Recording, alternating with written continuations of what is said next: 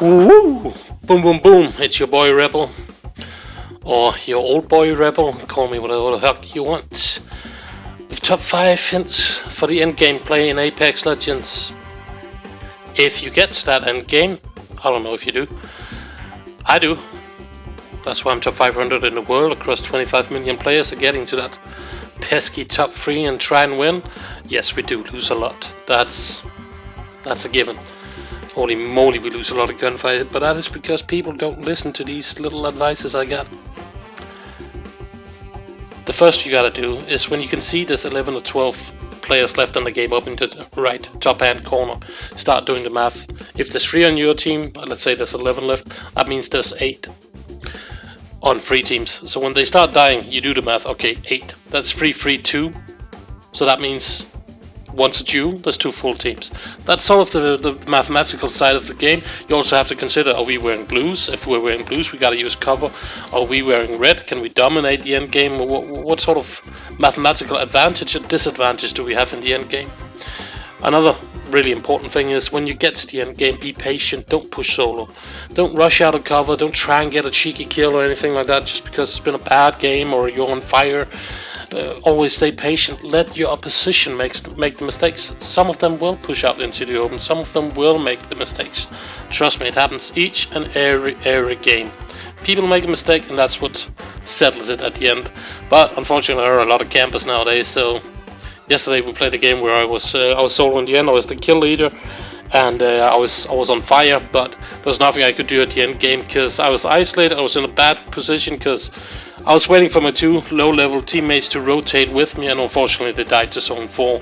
So in Zone 5 I was on my own, and yeah, I didn't stand a chance because all I had to hide behind was a box, some smoke, and then there was a Bloodhound on Bangalore pushing me from each side and down to Bangalore, but Bloodhound got me in the end, and yeah, that was a losing situation. But then again, the math was against me.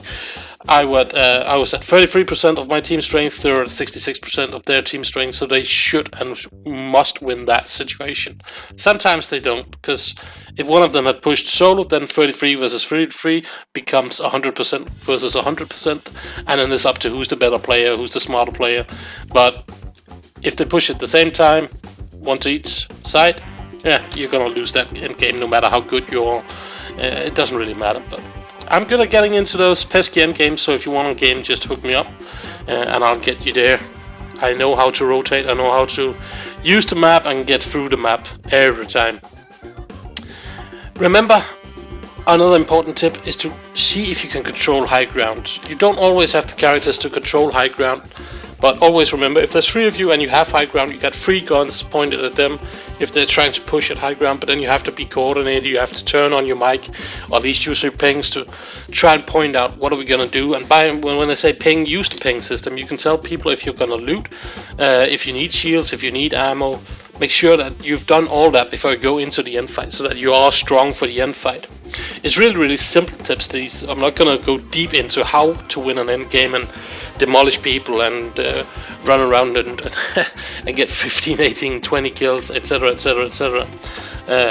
It's more about how do you win easy and how do you win as a normal gamer who might have potato aim or not. Potato for you Yanks. Patience, high ground, considering what kind of characters do we have for the end game. Are we a controlling squad of Caustic, Watson, etc.? Do we have Chippy ults? What kind of ults do we have? You really have to take that into consideration. Most players are playing Lifeline, Bangalore, Wraith, etc. Okay, maybe there you have to abuse the fact that we got small hitboxes, we can hide behind cover, we don't need the biggest of cover to hide behind. But those are all the little things you have to take into consideration to win your end games. And I know you will if you follow them. Patience, high ground, let them make the mistakes, consider who you are, and do the right thing. I'm Rebel, I'm out.